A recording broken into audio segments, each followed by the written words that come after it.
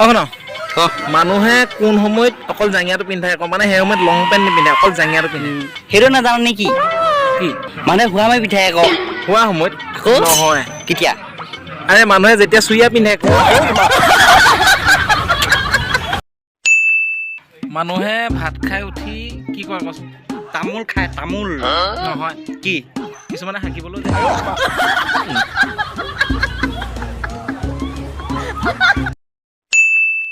ন ক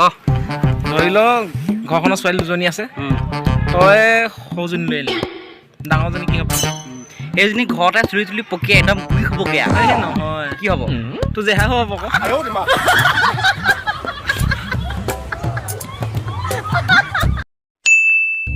এই ল